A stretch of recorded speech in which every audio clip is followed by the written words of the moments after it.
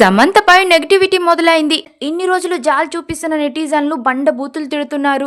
నువ్వు ఒక జోకర్వి, Samantha hate button అంటూ చాలా ట్రోల్స్ చేస్తున్నారు. ఇంకా వీరిద్దరు డివోర్స్ కారణం కూడా సమంతనే అని అర్థమవుతుంది. అయితే విషయానికి వస్తే సమంత నాగ చైతన్యలు విడిపోయాక సాడ్ పోస్టులు పెడుతూ ఈవెంట్స్ లో ఇంటర్వ్యూలో ఎక్కడ కనిపిస్తున్నా ఏడుస్తూ దర్శనం ఇచ్చేది.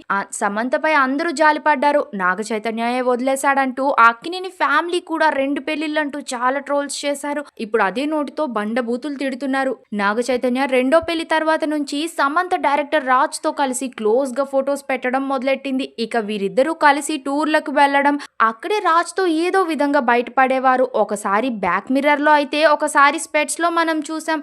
జస్ట్ ఫ్రెండ్సే అనుకున్నారు. కానీ సమంత రాజ్ నిదుమోర్ తో ఇంకాస్త క్లోజ్ గా అమెరికన్ రోడ్స్ లో తిరగడం, ఫొటోస్ షేర్ చేయడం చాలా నెగిటివిటీని పెంచుకుంది.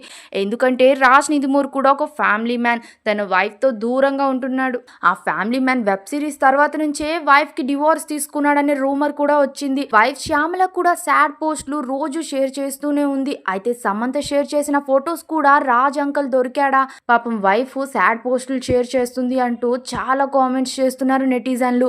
అయితే వీళ్ళందరికీ రిప్లై ఇచ్చేటట్టు సమంత నిన్న రాత్రి ఒక పోస్ట్ చేసింది. ప్రపంచంలో ప్రతి ఒక్కరికి కోరిక ఉంటుంది. వాళ్ళని ఎవరో వినాలి, వింటున్నామనే భావన కావాలి. సలహాలు కాదు, తీర్పులు కాదు, ఒక చెవి ఒక మనసు కావాలి. మనమంతా మాట్లాడతాం, ఎందుకంటే మన లోపల పెట్టుకున్న నొప్పి మాటలు రూపంలో బయటికి రావాలి. కానీ మనం మనల్నే వినలేం. అందుకే వినేవాళ్ళు చాలా ముఖ్యం.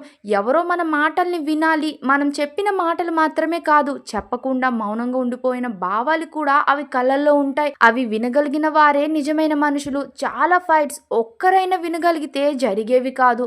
కానీ ఈ లోకంలో వినడం కన్నా మాట్లాడడం ఎక్కువైంది. గాడ్ వినడం చేస్తారు, మిగతా పనులు మనమే చేయాలి. ఇది నా మాట కాదు. జీవితంలో కళ్ళకి చూపని పాఠం. వినడం ఓ బహుమతి కాదు, ఒకరి మనసుకు తాకే ఆఖరి ఆశ అంటూ పోస్ట్ చేసింది.